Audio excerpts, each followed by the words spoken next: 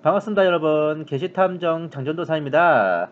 오늘 계시록 강의 9장 오늘 좀 재밌는 내용이에요. 황충 제한과 유브라데 전쟁입니다. 아하, 많이 기대하시는 부분일 거예요. 길게 끌지 않고 바로 본문으로 고고싱.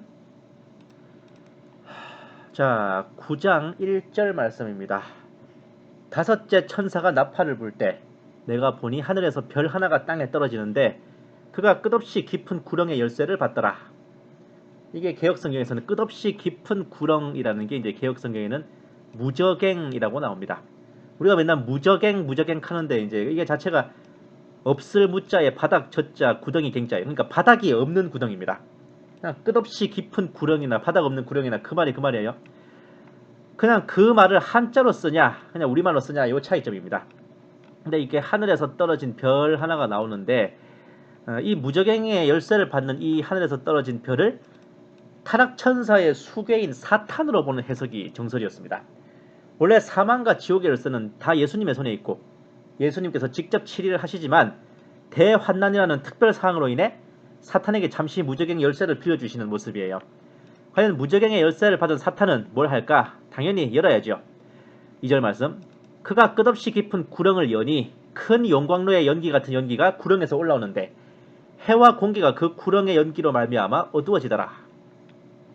이 무저갱은 그냥 지옥이나 불못하고 좀 달라요. 악령과 마귀들의 거처이고 유폐된 감옥입니다. 이게 단순히 가둬놓기만 하는 게 아니라 에녹서에 의하면 이제 거대한 고통과 암흑과 혼돈이 있고 큰 불기둥도 타오르는 무서운 곳인데 아무래도 이 마귀 전용이니까 인간 전용 지옥보다는 좀 더 빡세는 곳이죠. 굵직한 타락천사 마귀들 전용의 지옥이 되겠습니다. 예수님께서 군대 귀신 들린 자를 고치실 때 그 귀신들이 주님께 벌벌 떨면서 뭐라 그래요? 제발 무저갱으로 들어가라는 명령은 내리시지 마시오 하고 싹싹 빌잖아. 이 마귀들에게 있어서 무저갱이란 얼마나 고통스럽고 무서운 곳인지 짐작할 만합니다. 어디 봅시다. 누가복음 8장 31절 말씀. 마귀들이 죽게 간청하기를 그들에게 깊은 곳으로 들어가라는 명령은 하지 말아달라고 하더라. 이 말이 개혁성경에는 무저갱으로 들어가라 하지 마시기를 간구하더니 하나님 입장에서는 대환난의 한 소품으로서 사용하기 위해 사탄 입장에서는 이게 웬 떡이냐 하고 발악을 하기 위해 무저갱을 활짝 열어 제끼는데 타락천사들을 가두고 고통을 주는 무지막지한 무저갱의 연기가 그대로 마개를 뽑은 샴페인 마냥 확 치솟아 오릅니다. 안 그래도 어두운 해가 더 어두워지고 공기는 완전히 오염돼서 탁해져 버리겠죠. 당연히 찜질방 불가마처럼 뜨겁기도 할 것은 안 봐도 비디오. 여기서 알 수 있는 것은 무저갱의 입구는 이 지구 어딘가에 있다는 것입니다. 3절 말씀. 또 그 연기에서 메뚜기들이 땅 위로 나왔는데 땅의 전갈들이 지닌 권세와 같은 권세를 받더라. 개혁성경에서는 황충이 연기 가운데로부터 땅 위에 나오매 저희가 땅에 있는 전갈의 권세와 같은 권세를 받았더라. 우리가 흔히 황충 그러는데 이거는 메뚜기를 한자로 표기한 게 황충입니다. 삼국지에 나오는 그 활 잘 쏘는 장수 이름도 황충이긴 해. 무저갱을 덜커덕 열어 제끼자마자 연기와 더불어 수많은 메뚜기들이 땅 위로 쏟아져 나오는데 원래 메뚜기는 인간을 쏘고 자치고 할 게 없지만 이 메뚜기들은 전갈처럼 사람을 쏘아 제낄 수 있는 독침을 지니고 있었습니다. 4절 5절 말씀. 그들에게 명령이 내려지기를 땅의 풀이나 또 어떤 푸른 것이나 어떤 나무도 해치지 말고 다만 그들의 이마에 하나님의 인장으로 표시받지 아니한 사람들만 해치라고 하더라. 또 그들에게 명령이 내려지기를 그 사람들을 죽이지는 말고 오직 5달 동안 고통만 주라고 하는데 그 고통은 마치 전갈이 사람을 쏠 때의 고통 같은 것이라. 이거 친구에 나오잖아요 대사가. 큰형님이 죽이지는 마라 카드만 죽이지만 말고 다 해라. 이것들이 그냥 메뚜기가 아닙니다. 이게 왜 메뚜기라뇨? 이게 크기가 메뚜기 정도 크기일 것 같고 모양도 겉으로 딱 그냥 자세히 보면 이제 막 이것저것 괴물 모습인데 그냥 겉으로 딱 보기에는 메뚜기 떼 같은 모습일 거예요. 하지만 엄연히 그 무저갱에 유폐되어 있던 마귀들입니다. 지옥에 떨어진 것들이 동물 모습으로 변형되는 룰을 따른 건지 어쨌든 메뚜기 모습으로 이제 얘네들이 변형된 건지 몰라도 무저갱이 열려서 땅으로 확 쏟아져 나온 저것들은 메뚜기 모습을 하고 나왔어요. 근데 묘한 것은 저들이 오랫동안 무저갱이 갇혀서 스트레스를 받던 차에 모처럼 밖으로 나와서 활개를 쳐볼라 하는데 느닷없이 어떤 명령이 딱 내려져서 얘네들 행동 반경에 제한을 걸어버립니다. 하나님의 인으로 이제 인침을 받은 14만 4천을 제외한 모든 사람들 외에는 아무도 건드리지 말고, 그리고 사람들을 해치되 쪼개지는 마라 이겁니다. 진짜 욥 이래로요. 살려는 드릴게 는 하나님의 전매 특허야 진짜. 뭐 없냐? 있지 당연히. 살려는 드릴게. 이 명령으로 인해 사탄이 쾌제를 부르며 무저갱을 열어 자신의 마귀 수하를 끄집어냈건만 결과는 하나님의 심판 역사의 소품과 연장들을 제공해드리는 것뿐이었음이 확실해졌잖아요. 사탄은 아마 쓴웃음만 지었을걸요?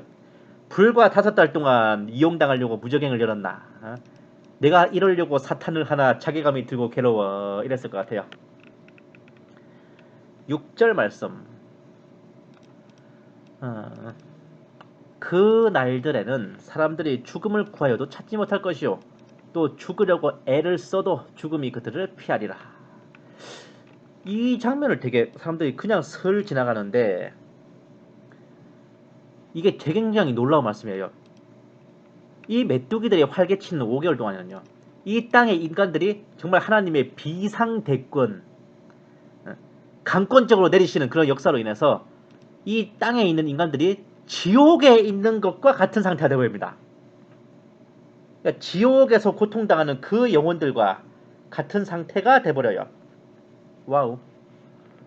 부자와 나사로 예화를 아시잖아요. 그 지옥에 떨어진 부자가 어떻게 합니까? 내가 이 불꽃 가운데서 고통받습니다 라고 하는데 불에 타서 죽는 게 아니잖아요. 죽지도 못하고 정말 세세토록 영원 무궁토록 고통만 당하지. 진짜 영원한 형벌 아닙니까?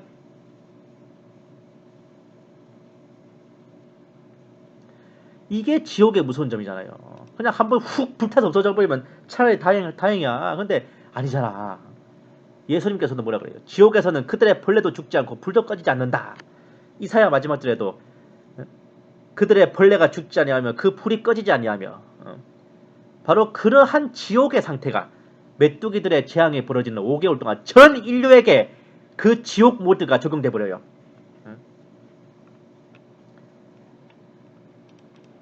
피할 수 있는 대상은 인침을 받은 14만 4천 명 뿐입니다. 앞서 이 14만 4천 명 분명 각각의 지파까지 언급되면서 명백하게 이스라엘 유대인 외에는 다른 누군가가 될 수가 없어요. 이 14만 4천 명 외에 모든 사람들은 이 정갈로 수심을 당할 것이고, 왜 이 14만 4천 명만 빠지겠어요? 이 메뚜기들이 활개치는 동안에 이 사람들은 다니면서 복음 전해야지. 진리를 전하고, 이런 정말 오직에 찔림을 당하고 메뚜기에게 조짐을 당하는 와중에 그때라도 주님께 회개하고 그 14만 4천 명의 그 인도함을 따라서 복음을 받아들이는 사람은 혹시 그 메뚜기의 고통을 피할 수 있을지 말지는 그거는 주님이 알아서 하실 일이고, 일단 원칙적인 거는 14만 4천 명 외에는 아무도 그 메뚜기의 독침을 피할 수 없습니다.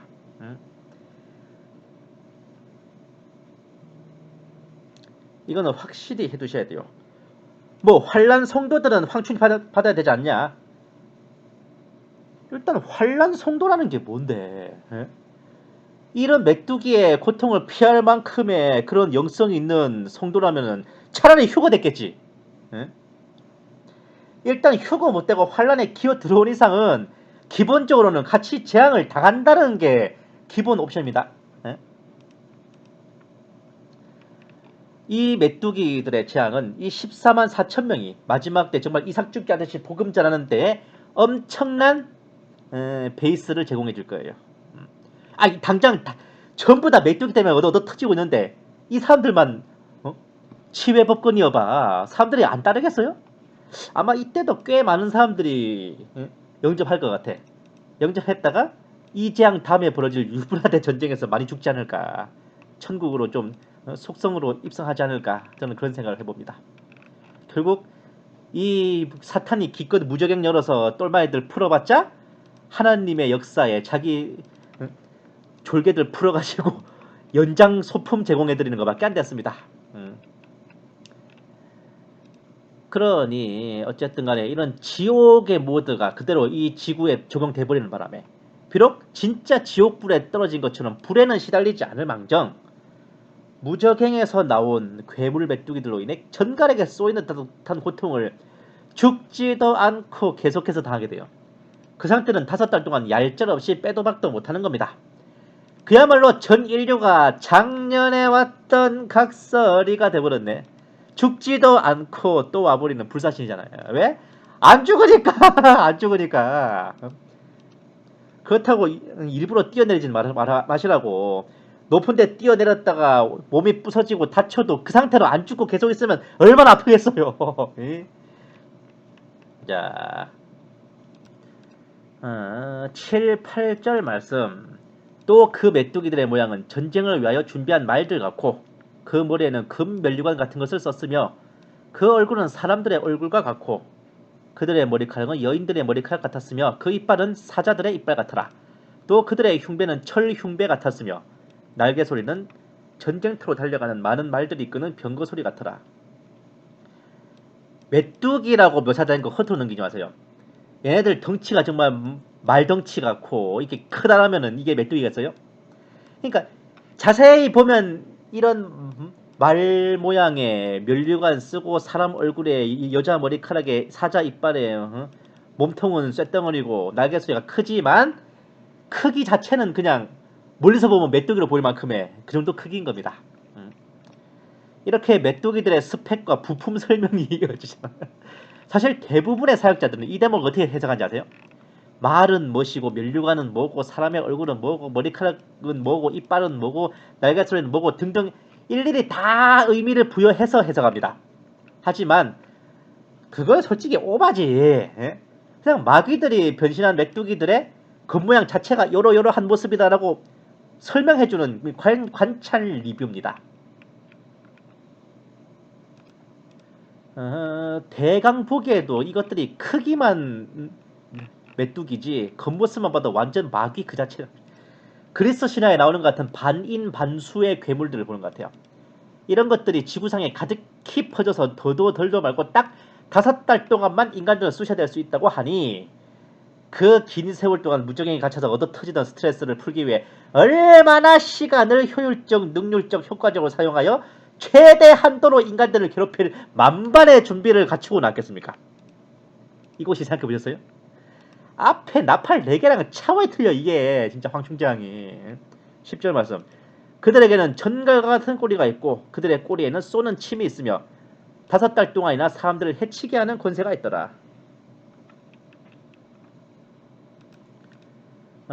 아마 앞전 곡과 마곡 전쟁보다 이 황충재앙이요 기간 자체로는 더 길 겁니다. 원래 전쟁은 그렇게 길게 안 해요. 옛날 아날로그 시대는 그렇게 했지. 요새같이 미사일 전쟁, 핵전쟁 시절에는 그렇게 길게 하지 않습니다. 고가 마법 전쟁 길어야 뭐 한두 달 오가닐걸 아마. 그만큼 많이 터져서 문제지.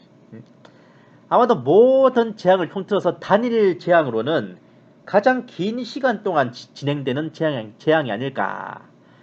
기간도 기간이지만 그 5달 동안 죽지도 못하고 부지런하고 야무지게 독침에 쑤셔져야 된다는 게 상상을 초월하는 무서운 환란이죠.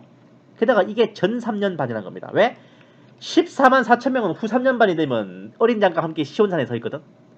이 14만 4천 명이 활약을 하고 다닌다는 것 자체가 이게 전 3년반이라는 겁니다. 어디서 굴러먹던 빼다고들이 전 3년반을 평안한 기간이라고 씨부려서 정말 말도 안 되는 소리를.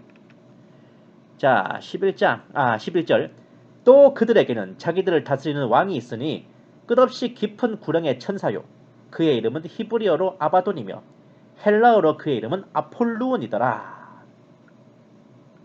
자 개혁성경으로 봅시다.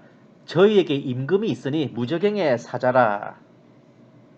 히브리음으로 이름은 아바돈이요 헬라음으로 이름은 아볼루온이더라. 정말 굵고 짧게 미친 존재감 드러내고 스쳐간 마귀한 나옵니다. 그 메뚜기 떼들을 지휘하는 왕이라는 걸 보니까 그냥 뜨내기 악마도 아니야. 이쪽도 전직 천사장급은 좋게 되는 놈입니다. 이게 말 그대로 무저갱의 사자, 끝없이 깊은 구령의 천사. 진짜 영어 성경에 보시면 The Angel of Abysos입니다. 나락의 천사라고. 그 이름은 히브리어로 아바돈, 헬라어로 아폴루온 또는 아폴리온, 영어로는 아폴로입니다. 사실 아폴루온이라 해서 좀 어색해 보이지만 보다 익숙하게 표기하면 아폴론이에요. 아폴론 어디서 많이 들어봤죠? 그리스 신화의 올림푸스 12신 중에 제우스의 아들이며 아르테미스의 쌍둥이 남매, 그리고 빛과 이성, 예술과 예지력, 정화를 담당하는 신인 아폴론에 해당합니다. 영어로는 아폴로. 그리스 신화에서의 내용을 보면 제우스와 레토 여신 사이에서 태어난 이 아폴로는 델포이에서 피톤이라는 용을 죽이는 업적을 세웠고 예언과 신탁을 통해 인간에게 미래의 일과 제우스의 뜻을 전달해주는 역할을 맡았어요. 그래서 델포이 신탁이 유명하잖아요. 인간에게 자기의 죄를 깨닫게 하는 동시에 정화시켜주고 활과 리라를 가지고 다니며 이래저래 대활약을 펼치는 엄친아 신입니다. 이 그리스 신화가요 완전 개생야불이라고 하기는 무리인데 엄밀히 따지면 이거 홍수 이전에 타락 천사들이 인간 여성들의 유전자를 오염시켜서 뭘 하려고 그랬냐, 훗날 이 뱀의 머리를 깨부술 여자의 후손이 태어나는 것을 막으려고 했어요. 둘째, 하나님이 창조하신 인간들을 멸망시켜서 지구를 자기들의 파라다이스로 만들기 위해 어떻게 했냐, 이것들이 지구로 내려와서 신으로 행세하면서 인간들을 농락했던 바로 그 스토리를 윤색하고 각색한 한편의 스페이스 오페라가 바로 그리스 신화라고요.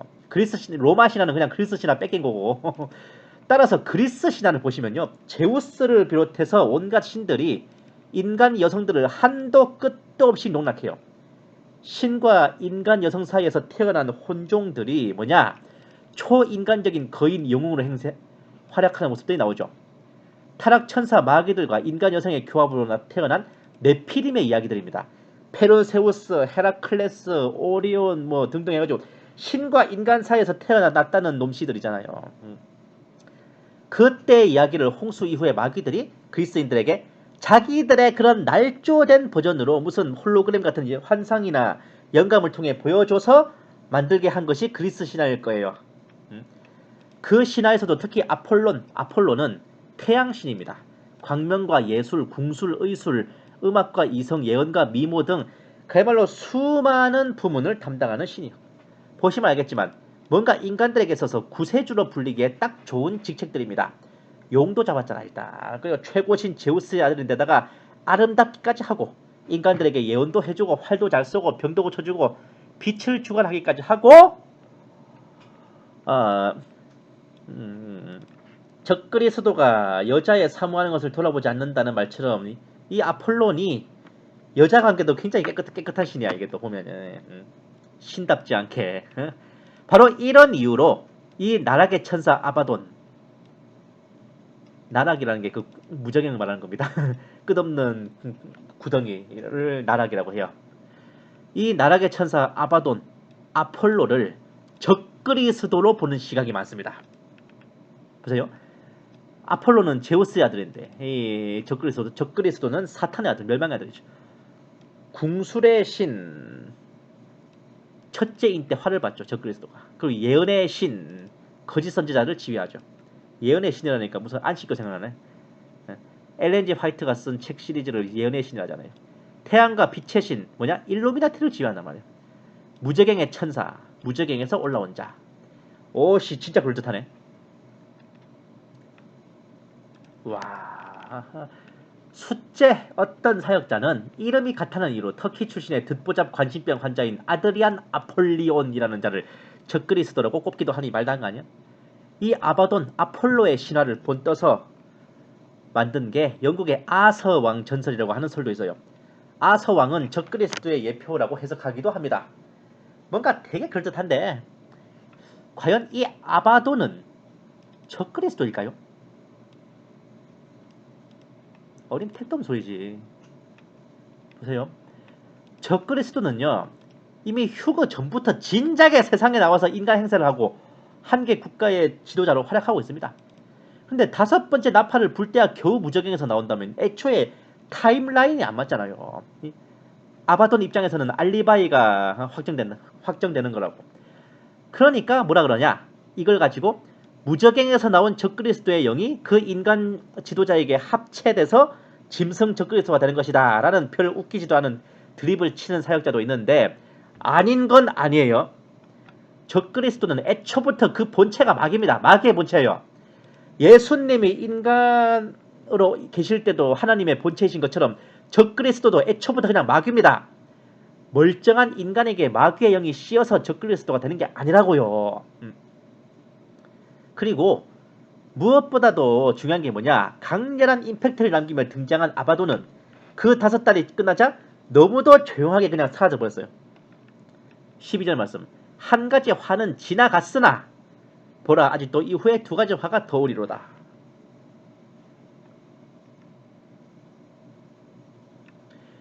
무적행이 열려서 아바돈이 메뚜기들을 이끌고 나와 한바탕 깽판을 친 5개월이 끝나고 그냥 고스란히 다시 메뚜기들을 이끌고서 무적행으로 come back home, you must come back home. 그 화가 지나갔다고 엄연히 계시록은 말하고 있는데, 그 지나간 화에 요 아바돈까지 포함이에요. 패키지 상품이라고. 예? 메뚜기들 인솔에서 나왔다가 다시 메뚜기들 인솔에서 복귀한 거예요. 아시겠어요? 사실 아바돈의 얘기가 진짜 의미하는 게 뭐냐면은 이게 아닐까 저는 생각합니다. 그리스 신화의 화려한 히어로이자 그 행적이 무려 적그리스도로 비춰진다면은 인간은, 그냥 평범한 인간의 눈에는 구세주로 보이겠지. 그렇게 구세주 메시아로 보일 만큼의 미친 존재감과 그리고 빛남을 자랑한 전설의 레전드가 된 거물급이라 할지라도 대환란을 주관하시는 하나님 앞에서는 한낱 소품과 연장에 불과해요. 써먹을 때 써먹고 끝나면 버려버릴 일회용 부품과 그런 버리는 폐에 불과하다는 겁니다. 이는 아무리 강대한 마귀라 해도 하나님 앞에서는 먼지만도 못한 존재예요. 구원받은 주님의 성도가 결코 마귀를 두려워할 필요가 없다는 것을 반증하기도 합니다. 어지간하면 이름이 아닌 직책명으로만 불리는 계시록에서 무려 이름이 언급된 아바돈이었지만 그것도 아바돈이라고? 그런 놈 하나 있어? 이 정도의 무게감이라고요. 더군다나 그리스 신화에서 그렇게 압도적인 높임과 경탄의 대상이 된 그 아폴로의 실체가 결국은 무적행에 갇혀서 연기를 마시고 불기둥에 구워지고 메뚜기로 변한 동료 마귀들이나 데리고 노는 그런 버러지에 불과하다는 것은 하나님 앞에서 이 마귀들이 얼마나 하찮은 존재들이냐, 이것을 반증하는 것이기도 합니다. 너무도 짧고 굵은 임팩트에 미친 존재감을 자랑하던 아바돈이, 예? 이런 아바돈이 그냥 한번 왔다가 훅 사라지는 게 좀 아쉽기도 해서 좀 더 의미를 부여하고 싶은 심정들은 이해하고도 남음이 있지만, 이 계시록이 어벤져스가 아니잖아요. 무슨 그런 마블 코믹스 같은 그런 세계관을 가진 스페이스 오페라가 아니기 때문에, 하나님의 역사를 담은 말씀이기 때문에 그런 불필요한 상상력은 덧붙이지 않는 게 좋을 거라 저는 생각해요. 아마 천년왕국 때 이제 7년 대환란을 소재로 한 드라마나 영화가 만들어지면 분명히 이 아바돈의 이야기를 올림푸스에서 무적행으로 라는 제목으로 만들 제작자가 한 놈쯤 있을 거야. 그리고 그러다가 이제 새 예루살렘 정부부에 끌려가서 코렁탕 먹겠지. 자, 13절 말씀. 여섯째 천사가 나팔을 불 때 내가 들으니 하나님 앞에 있는 금제단의 넷불에서 한 음성이 나는데, 굵직한 5개월이 끝나자 여섯째 나팔과 더불어 예정된 화가 닥칠 준비를 하기 시작합니다. 14, 15, 16절 말씀. 나팔을 가진 여섯째 천사에게 말하기를 큰 강 유프라테스에 결박하여 놓은 네 천사를 풀어주라고 하니 그 네 천사가 풀려나더라. 그들은 사람들의 3분의 1을 죽이려고 그 연월 일시를 위하여 예비해둔 자들이라. 기병대의 수는 2억이니 내가 그들의 숫자를 들어노라. 이 천사들이 결박돼 있다는 곳에서 이들이 하나님의 천사가 아니라 마귀라고 보는 시각도 있습니다. 그렇지만 사실 정확하게는 안 나와요. 이 천사들이 어떤 천사들인지. 근데 확실한 것은 그 연월 일시에 잔존 인류의 3분의 1을 더 처리해 버리려고 하나님께서 준비시켜 두신 자들이며, 어쩌면 그 결박이란 것도 보다 정확하게 타이밍을 맞추기 위해 하나님께서 일시적으로 조치해 두신 안전장치일지도 모릅니다. 괜히 이것들이 또 주님을 한다고 들떠가지고 헛짓거리 할까봐, 야 내가 풀어줄 때까지 니들 꼼짝 말고 있어, 이런 걸 수도 있는 거예요.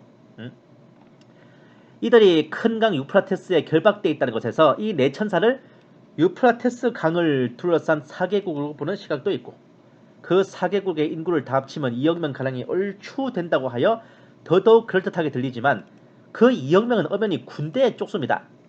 그렇게 계산하시면 안 돼요. 네, 뭐 4개국 인구가 어쩌고저쩌고. 그리고 그 네 나라가 싸운다고 인류 3분의 1이 안 죽어요. 별로 희망이 없는 나라들이라서. 아마 앞에 황충재앙 때 그 14만 4천의 전도를 받고 필살적으로 영접해서 돌이킨 사람들이 아마 요때 많이 천국으로 갈 것 같습니다. 아이고. 자, 이 네 천사가 결박에서 풀려나자마자 기다렸다는 듯이 튀어나오는 2억 명의 군대를 한번 봅시다. 17, 18절 말씀.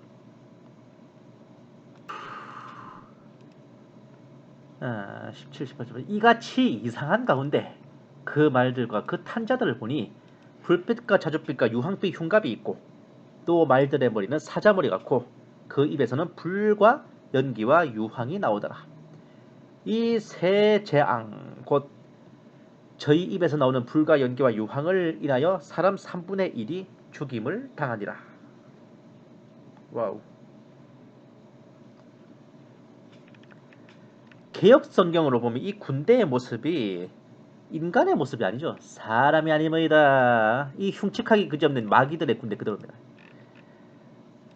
초월적인 힘으로 그때까지 잔존한 인류의 3분의 1을 쓸어버리는 그런 자들입니다.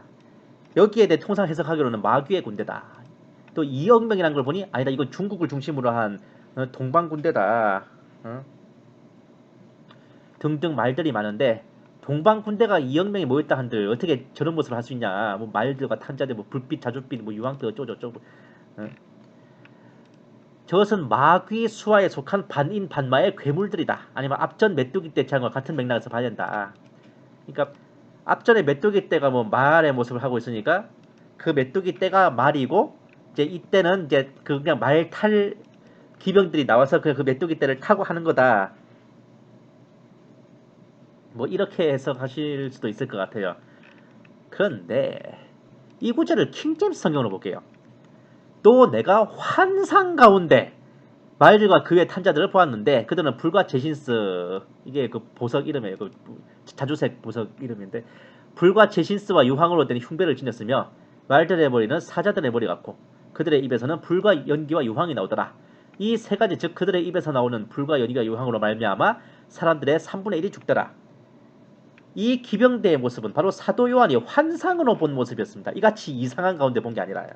이게 개역 개정에서도 약간 이거는 원래 그냥 개역 한글판이고, 개역 개정에서도 이 9장 17절이 이 같은 환상 가운데라고 번역이 됐습니다. 그러니까 이 모습은 사도 요한이 그 실사판을 본 게 아니라 환상으로 본 거예요.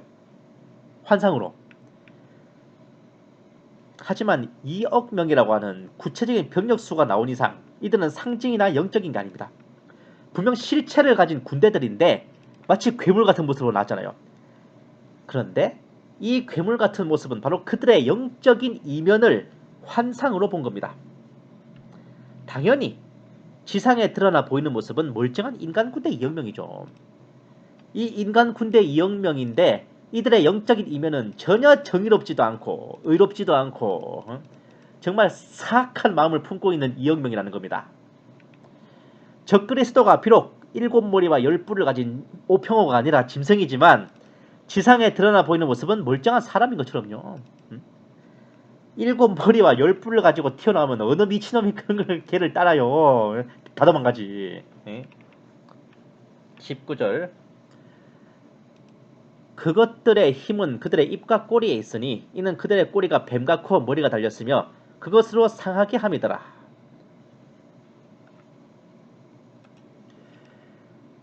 환상 속에서는 입과 꼬리로 사람들을 상하게 하고 죽이는 것으로 보였겠지만은 당연히 실상은 무기로 사람들을 쳐 죽이는 거죠. 물론 이제 환상에서는 뭐 그것들의 힘은 입과 꼬리에 있으니 뭐 꼬리가 뱀과 코 머리가 달렸고 그걸로 상하게 하더라 하지만은 당연히 그 실사판 모습은 무기로 사람들을 죽이는 그런 모습입니다.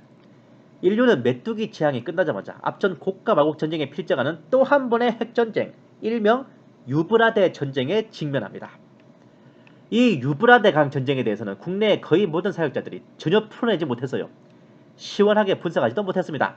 큰 강 유브라데에 결박된 내천사를 풀어주고 그들의 2억 명의 기병대를 지휘하여 인구 3분의 1을 멸살하는 이 전쟁이 과연 무엇인가에 대해서는 계시록의 크나큰 난제였습니다. 조영기 목사님의 요한계시록 강의에서는 아예 이 유브라데 전쟁을 아마겟돈 전쟁이라고 하지만 대환난의 타임라인상 전혀 들어맞지 않는 어불성설이고 이후에도 마라나타 사역자들의 계시록 강의나 분석에서 다른 부분은 풀이하면서도 이 유브라데 강 전쟁에 대해서는 둘이 뭉치라거나 슬쩍 넘기는 식으로 넘어가기 일쑤였습니다. 한마디로 이 전쟁에 대해서는 제대로 확답을 내려주는 사역자의 분석이 전혀 없었다는 거죠. 이 전쟁은 엄연히 6번째 나팔에 벌어져요. 휴거 직후 환란의 오프닝인 고가 마곡 전쟁과는 별개입니다. 당연한 말이지만 아마겟돈 전쟁과도 별개예요. 고가 마곡 전쟁으로 한바탕 박살이 나고 메뚜기 떼로 인해 뼛속까지 털리는 고통을 받으면서 그 와중에 두 정의는 온갖 재앙으로 땅을 치고 있는데 엎친 데 덮친 격으로 잔존 인류의 3분의 1을 날려버리는 유브라데 전쟁은 바로 아마겟돈 전쟁의 프리퀄입니다. 적그리스도의 세계정부 군대와 동양연합군대의 제1차 격돌입니다. 곡과 마곡 전쟁이 끝나고 재앙과 기근과 환난으로 인해 민생들이 도탄에 빠져 있는 데다가 메뚜기 재앙까지 겪으며 완전히 전 인류는 멘붕이 되었습니다. 이제는 더 이상 국가 단위로도 살아남기 힘들다는 생각이 들게 된 각국은 마침내 블록을 구성해요. 연합체로 뭉치기 시작합니다. 휴거 직후부터 두각을 드러내서 핵전쟁을 끝맺고 중동 7년 평화협정까지 주재하기에 이른 유럽 합중국 통합대통령 적그리스도를 UN 사무총장 또는 그에 해당하는 직책에 추대하여 전 세계의 블록화를 리드하는 중책을 맡겼습니다.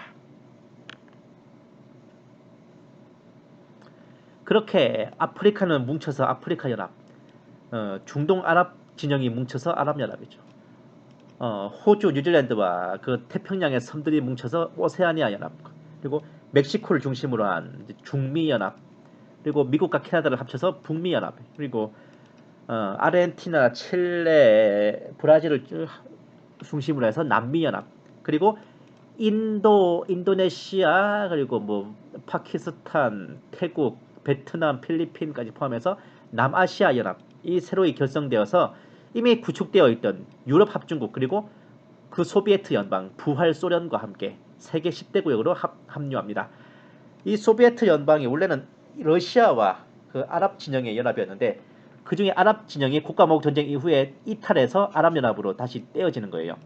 자, 10대 구역인데 어째 하나가 빈다 그죠? 동양연합이 빕니다.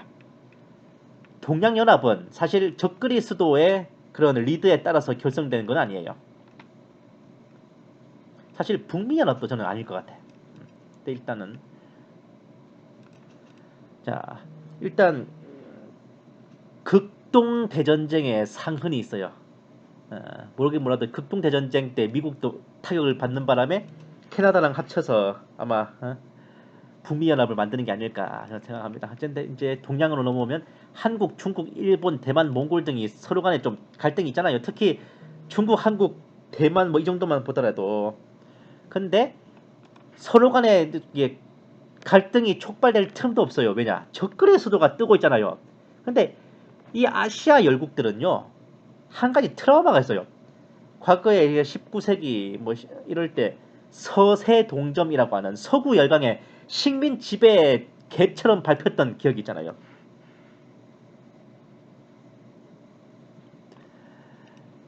그 치욕의 역사가 다시 반복될지도 모른다는 위기감을 갖게 하기에 충분합니다.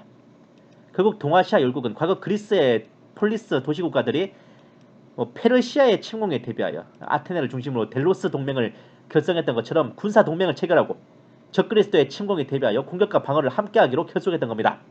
각국의 정치 체제와 이념은 좀 달랐지만 서구 열강의 침략에 아시아 열국이 연대하여 대항하자는 아시아주의에 입각하여 동맹은 어렵지 않습니다. 아시아주의, 중국의 순원 선생과 일본의 이시와라 간지, 그리고 우리나라의 안중근 장군이 중심이 돼서 외쳤던 아시아 각국이 연대하여 서구 열강에 대항하자, 이거였습니다. 이 아시아주의가 다시 그때는 지배 이념이 될 거예요. 여기에 이 이데올로기가 나오면서 동맹은 성사됩니다. 이렇게 구축된 동양연합은 처음부터 적그리스도의 세계 10대 구역 편성에 적대적인 입장으로 시작된 거예요. 애초부터 적그리스도랑 싸우려고 만들어진 거라니까, 얘네들이. 그런데 만들어 놓고 나니 세계 정부 10대 구역 중에 마지막 10번째야. 어쨌든 이렇게 동양연합은 발족했습니다. 일단 뭉치게 되자, 참고로 이때 시점이면 거의 메뚜기 제한 끝났을 때라고 저는 보거든요. 중국의 거대한 동원 능력에 힘입어서 강대한 군사력을 보유하게 됩니다.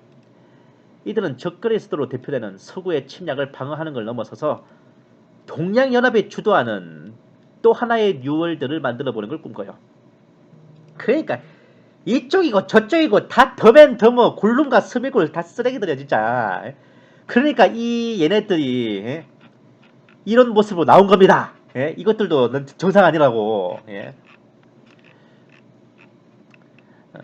어쨌든 마침내 동양연합의 군대와 그에 합세한 남아시아 연합, 중국하고 동양 3국만 가기 힘드니까 아무래도 인도도 아마 합류했을 것 같아요. 인도나 인도네시아 그쪽도. 왜냐면 그쪽도 다 식민 지배에 피해를 입었고, 특히 인도가 영국한테 얼마나 밟혔어요. 아마 인도군도 합쳐서 중국, 인도 양계 군대를 중심으로 해서 2억 명이 만들어질 것 같습니다. 이렇게 이제 진격을 시작하죠. 그들의 목표, 적그리스도가 명목상 보호하고 있는 이스라엘과 예루살렘을 쳐서 빼앗는 겁니다. 동양연합의 대공세가 시작되자 적그리스도를 필두로 유럽 합중국 및 동맹군들의 반격도 시작되어 마침내 양군은 유브라데 강에서 충돌했습니다. 왜 이스라엘과 예루살렘을 노리고 쳐들어오냐? 거기서 핵전쟁을 끝맺는 중동 7년 평화협정을 맺었잖아요. 그런데 그곳을 만약에 적그리스도로부터 빼앗는다면 이거는 정말 세계의 중심축이 이 적그리스도에게서 동양연합으로 옮겨온다는 그런 명분이거든요. 그래서 이게 중요한 겁니다. 어쨌든 그렇게 유브라데 강에서 충돌합니다. 세계 역사에서 좀 비슷한 예가 있어요. 이게 막 제국을 수립한 이슬람 제국, 아바스 왕조였나, 옴미아드 왕조였나, 아바스 왕조였나, 아무튼 그랬는데 얘네들하고 서쪽으로 그러니까 고선지 장군을 중심으로 이제 서쪽으로 열심히 진출하던 당나라가 탈라스라는 강에서 충돌해요. 이게 이제 유명한 탈라스 전투인데, 이때 이제 이슬람 제국의 승리로 그 중앙아시아 지역이 많이 이슬람화가 돼버리죠. 이때의 그 당나라와 이슬람 제국이 충돌한 그 전투랑 좀 비슷한 양상입니다. 어쨌든 유프라테스 강을 둘러싼 전역에서는 전투가 벌어지고, 원거리에서는 양국의 각 도시들을 향해 핵폭탄과 미사일들이 날아들 곡과 마곡 전쟁이고 또다시 핵전쟁이 벌어집니다. 하지만 이 전쟁은 적그리스도의 승리로 끝맺고 동양연합군대와 남아시아 연합의 군대는 패퇴하여 철수하죠.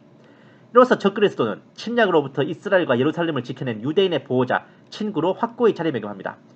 이 전쟁을 구실로 중동 아랍 일대와 특히 예루살렘에 대규모의 군대를 주둔시켜 훗날 두 증인과 벌일 전쟁을 준비할 수 있게 됐죠. 그리고 대전쟁을 승리로 이끈 영웅으로서 그야말로 그 누구도 감히 건드릴 수 없는 세계급 지도자로 부상하게 됐습니다. 이미 대환난 초장에 곡과 마곡 전쟁에서 패배한 소비에트 연방은 조용히 찌그러졌어요. 결성되자마자 유브라데 전쟁에서 대패한 동양연합은 피해를 복구하기까지는 자국을 방어하는 데만 급급해야 됩니다. 그리고 동양연합을 따라 참전했다가 개피를 본 남아시아 연합은 아예 이름만 남고 체제가 붕괴해버려요. 그야말로 세계 정부와 동양연합 사이에 완충지대로 전락해버린 상황입니다. 결국 이렇게 되고 나니 동양연합과 남아시아 연합 모두 적그리스도의 세계 정부 10대 구역에 명목상으로라도 가입서를 쓰지 않을 수 없습니다. 세계 정부에 가입할 거야, 안 할 거야? 거의 심령이 전향서 쓰듯이 쓸 거라고. 비록 전쟁 와중에 유럽 합중국의 군대도 어마어마한 피해를 입었음은 뭐 안 봐도 비료죠. 동양연합과 남아시아 연합의 영토를 빼앗거나 걔네들을 점령하지는 못합니다. 하지만 대신 뭐 중앙아시아 일대 뭐 무슨 스탄이란 이름이 들어간 나라들 있잖아요. 그런 나라들 정도는 이제 동양연합의 손에서 빼앗아서 그냥 완충지대로 삼을 겁니다. 어쨌든 이렇게라도 동양연합과 남아시아 연합을 복속시키는 데 성공한 적그리스도는 세계정부 10대 구역의 총의장으로 취임하며 세계의 패권을 쥐게 되었습니다. 비유하자면 나폴레옹이 프로이센 및 러시아의 항복을 받아냈던 틸지트 조약에 비교할 수 있어요. 자기 자신과의 전쟁에서 이제 패전을 한 프로이센과 러시아를 완전히 점령하거나 정복하는 대신에 굉장히 가혹한 조건으로 강화 조약을 맺어서 사실상 항복을 받아내고 그 프로이센과 러시아를 복속시킨 사례죠. 이거랑 비슷한 상황이 될 겁니다. 자, 20, 21절 말씀.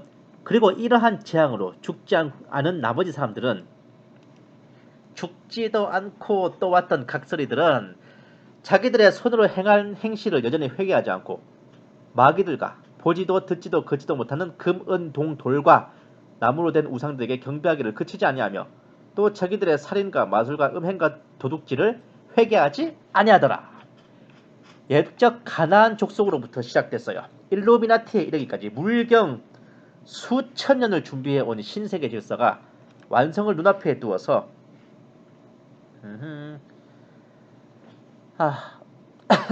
명목상이라도 일단 단일 세계정부는 수립이 됐잖아요. 이렇게 적그리스도가 득세하여 지배하는 세상이 정상적이겠어요? 그 모진 환난을 겪고도 회개는커녕 다같이 미쳐 돌아가는 세상이라 이 막장이 과연 어디까지 이르게 될까 참으로 궁금해집니다. 그리고 제가 왜 전 3년 반의 이 고가마법 전쟁, 유브라데 전쟁 뭐 이런 것 때문에